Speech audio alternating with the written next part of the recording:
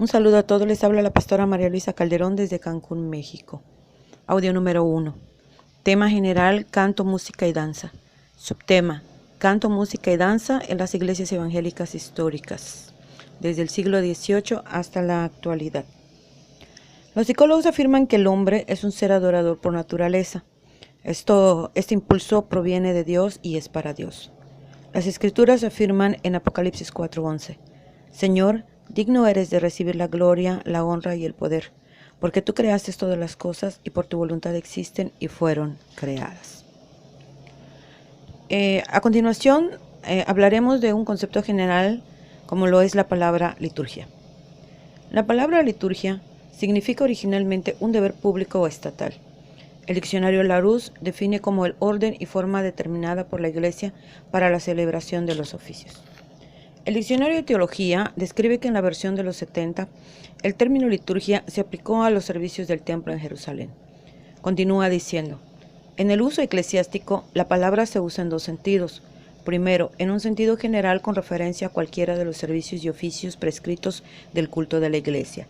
Segundo, en su sentido específico, con referencia a la Santa Comunión, al oficio eucarístico, se le llama con frecuencia liturgia. Nos referimos al término según su primera acepción. Respecto a la liturgia, H. Dana señala lo siguiente. Las formas de adoración están divididas en dos clases, formas litúrgicas fijas y formas litúrgicas libres. Si bien es cierto que la adoración debe tener cierta forma, las formas no son en sí mismas la adoración. Las meras formas nunca serán adoración. A lo mejor ni siquiera expresan adoración. La conexión entre las doctrinas y la forma de adoración es muy significativa. El ritualismo sacerdotal del catolicismo no es un resultado de la naturaleza del adorador, sino que es el fruto de doctrinas sacerdotales de la jerarquía católica. Las formas sacerdotales de la adoración empezaron en una fecha muy temprana de la historia cristiana y crecieron gradualmente a medida que las doctrinas sacerdotales iban en desarrollo. La adoración de las primeras iglesias del Nuevo Testamento era simple en su forma y sincera en su espíritu y motivo. Era una adoración en contraste con el ceremonialismo sacerdotal que vino después.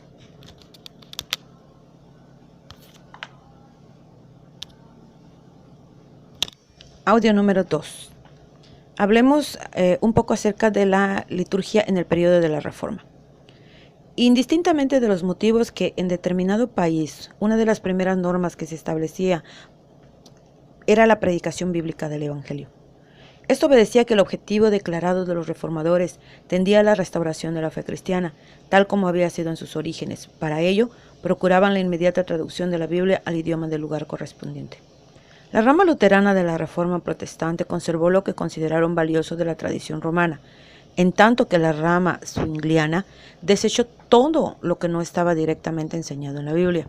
En ambos casos, la Reforma introdujo un nuevo concepto de frescura espiritual y espontaneidad en la alabanza y adoración. Por su parte, Lutero publicó diversos manuales acerca de cómo debían realizarse los servicios religiosos, uno de los cuales se llamó Orden del Culto. Suprimió de la liturgia, al igual que Zwinglio, todo aquello que tenía que ver con el culto y la Eucaristía como un sacrificio, enfatizando la adoración, fraternización y el hacimiento de gracias. De ahí tocaremos una división que consideremos como el culto protestante. Tanto Martín Lutero como Ulrico Zwinglio y las iglesias reformadas consideraban el sermón como de primera importancia en el culto y establecieron los servicios en la lengua del pueblo correspondiente. Creía en él como en la proclamación de la palabra de Dios. Él mismo predicaba a menudo y muchas veces con gran poder. La actual importancia que para el culto protestante tiene el sermón se debe también a la herencia de los reformadores. Consideremos ahora la música. Lutero hizo mucho uso de la música. Uno de los rasgos de la Reforma fue la manera en que se halló expresión por medio de himnos. En verdad, esto parece haber sido característico de todos los movimientos progresivos del cristianismo. Parece que Lutero fue el autor de la producción musical para algunos de sus himnos. A causa del alto valor en que estimaba la Biblia y su estudio por el creyente común, estaba ansioso porque la música del culto se prestara para hacer entender claramente a la congregación las palabras de la Escritura. apreciaba y empleaba los coros de muchas voces y alentó la preparación de los coros. El canto congregacional fue uno de sus goces más grandes y tomó la iniciativa en alentarlo, dándole amplia participación en la liturgia y otros servicios. Publicó un himnario y él mismo compuso algunos de los himnos. El más notable de estos es Castillo Fuerte es nuestro Dios, compuesto acaso en 1527 o 1528, cuando Carlos V procuraba suprimir la reforma. Este himno habría de inspirar a generaciones sucesivas de alemanes y al ser traducido había de ser su favorito en muchos países y en otras ramas de la Iglesia. Ulrico Zwinglio prohibió el uso de los órganos y de la música en general que eran comunes en las iglesias, argumentando que su uso no estaba autorizado en las Escrituras. Juan Calvino, sucesor espiritual de Zwinglio, con quien las iglesias llamadas reformadas adquirieron el desarrollo de su teología, fue menos extremista. Permitió los cantos congregacionales y en 1562 se publicó el Salterio de Ginebrino, que recogía las obras musicales más importantes de diversos músicos reformadores. Algunos de estos himnos tenían música de baladas populares de la época.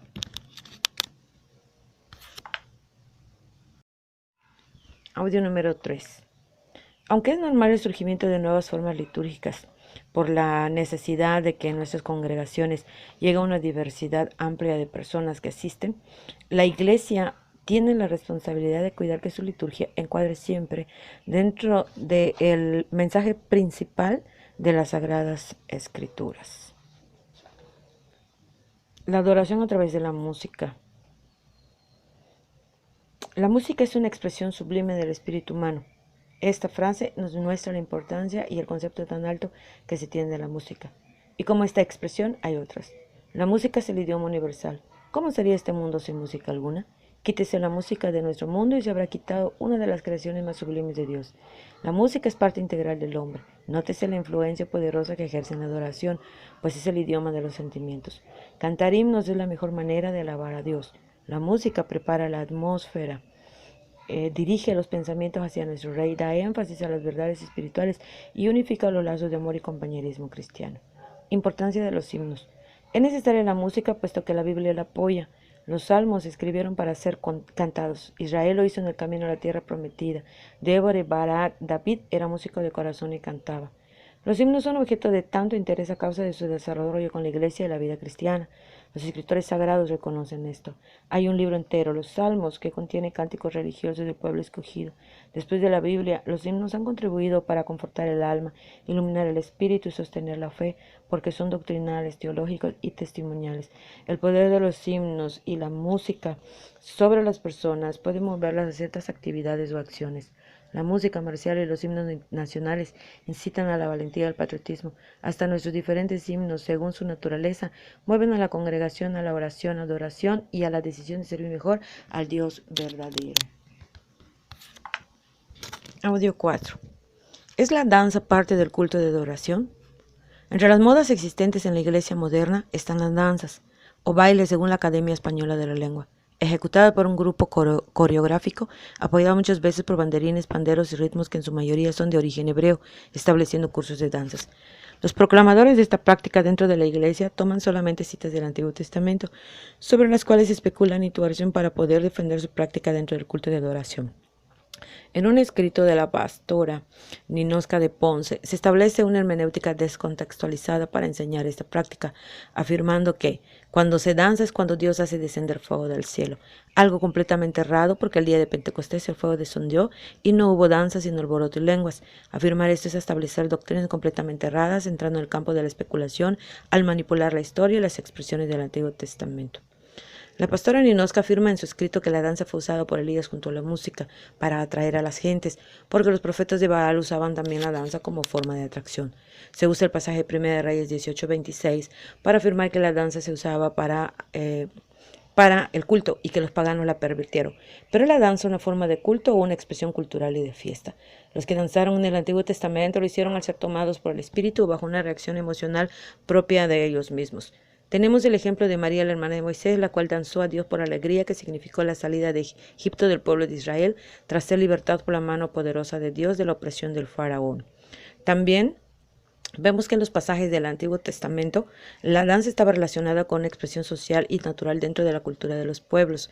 En la historia de Israel, la danza aparece como una expresión aprendida dentro de la cultura egipcia, y lo podemos ver cuando Moisés bajaba de la montaña después de recibir las tablas de los 10 mandamientos. Éxodo 32, 15 al 20. En este caso era una danza de fiesta idolátrica, lo que indignó a Moisés. La danza en todos los pueblos del mundo es típica de una identidad cultural y no cabe duda que en ciertos momentos de fervor nacional religioso, de fiestas o de actos especiales estaba presente, como por ejemplo en las bodas, fiestas clave, victorias o conquistas. Tenemos el ejemplo de la victoria de David cuando venció a los filisteos, 1 Samuel 18, 6 al 7. El salmista usa la danza, el pandero y la flauta como expresión de regocijo en las fiestas religiosas judías, lo cual era una acción colateral del culto, al culto a Dios. Se usan estos textos como argumento principal para acentuar el uso de la danza en el culto cristiano, principalmente el relato de Samuel, de 2 Samuel 6, 14 y 15. Decir que el pandero al sonar espanta a los demonios, que el grito de guerra hace huir al enemigo y que la danza y liberación y poder es una aberración interpretativa. En el Nuevo Testamento Jesús jamás habló de danzar, pero sí estuvo en eventos en que hubo danza, como en el caso de las bodas de Caná. Jesús menciona la danza referirse en la parábola del hijo pródigo a la fiesta que el padre hizo al volver el hijo perdido a casa. También se hace mención de la danza cuando se hace referencia a la hija de Herodías, la cual danzó delante de Herodes para pedir la cabeza de Juan el Bautista. Y en muchas fiestas judías, principalmente en la Pascua, la danza era parte de las celebraciones, pero jamás hay una referencia a que en las iglesias primitivas hubiese cuadro de danza, aunque el danzar en el espíritu era algo espontáneo y factible, pero no obedecía a un patrón de conducta o programa. Si buscan en el Nuevo Testamento la palabra danza o sus derivados, verá que aparecen apenas 2 referencias a ello y no tienen que ver con el culto.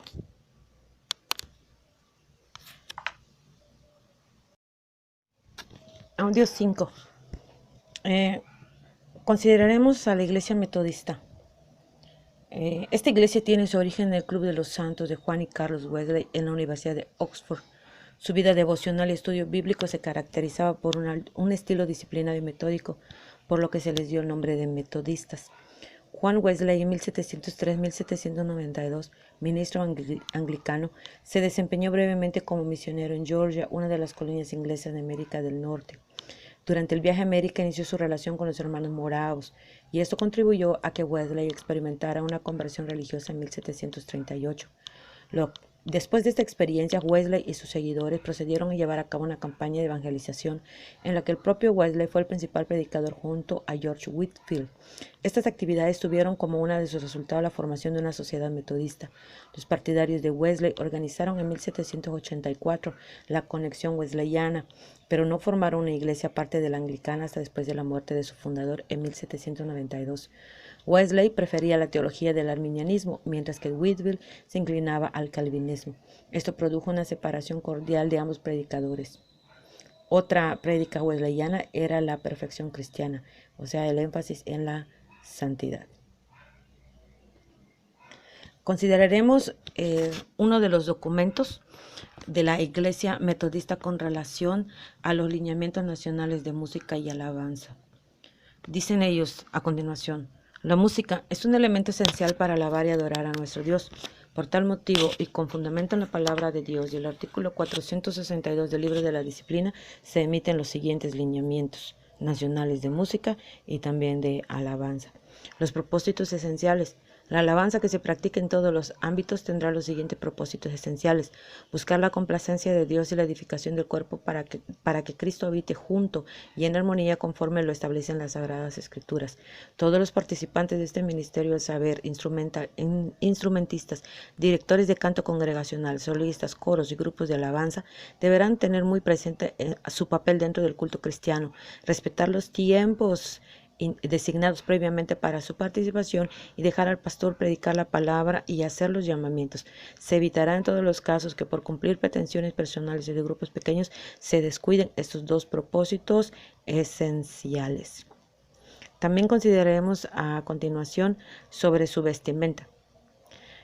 La vestimenta y otros accesorios. Durante los cultos, Los participantes en el misterio musical deberán vestir con formalidad y de manera sobria, siempre con la intención de causar la alabanza a Dios. En el caso de los grupos de alabanza y coros, es recomendable que se uniformen, sin que esto sea motivo de distracción a la congregación.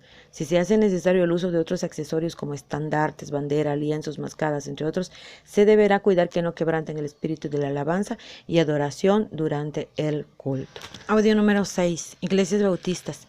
No puede hablarse en propiedad de una iglesia bautista, sino de iglesias bautistas, debido a su sistema congregacional de gobierno. Los bautistas surgen en Holanda en 1608-1609, cuando un pastor inglés emigrado, John Smith, funda la primera iglesia con ese nombre en los tiempos modernos. Smith era de origen anglicano, pero al separarse de la iglesia de Inglaterra, había fundado una iglesia separatista. Su discípulo Thomas Helwys fundó una iglesia bautista en Londres y publicó por primera vez en Inglaterra un alegato defendiendo la libertad absoluta de religión, año 1612. Los primeros bautistas ingleses pudieran tener sus orígenes en la presencia de algunos anabautistas en Inglaterra, pero la iglesia de Smith es la primera en una larga línea de iglesias bautistas. Smith recibió también la influencia de los anabautistas holandeses, o sea, menonitas, y rechazó el bautismo de infantes. Más adelante, a mediados del siglo XVII, los bautistas iniciaron la práctica de bautizar únicamente por inmersión. Muy pronto se dividieron en generales, arminianismo, y particulares, calvinismo. Los elementos calvinistas en la doctrina son posteriores a Smith. Con el tiempo, los bautistas ingleses adoptaron una vía media que permitió la unión de bautistas generales y particulares en el siglo XIX. Sostienen las mismas doctrinas básicas de los evangélicos con los que se identifican, pero además de instar en la experiencia personal de conversión, insisten en la iglesia local compuesta únicamente por creyentes en ciertas características especiales. Hablaremos un poco acerca de lo que ellos piensan acerca de la música en los cultos. La música en la iglesia bautista. La música realmente es una forma hermosa de estar ante la presencia de Dios, de agradecerle a Él por todo lo que nos ha provisto en nuestro vivir. Es una manera de agradecerle, de alabarle, obedecerle. Y es un privilegio para los hijos de Dios el poder hacerlo. Además, es un campo que está abierto para todos sin excepción. Sin embargo, algunos se limitan a no hacerlo pensando que no tienen talento o lastimosamente por vergüenza. La música en la Biblia se usaba para cantar en el templo, en funerales, en danzas, en coronación de reyes, en fiestas, en los triunfos. El cantar, la música en sí es un mandamiento, una obediencia a nuestro Dios. Isaías 42:10 nos exhorta a que se le cante a Dios y que nadie se quede sin hacerlo.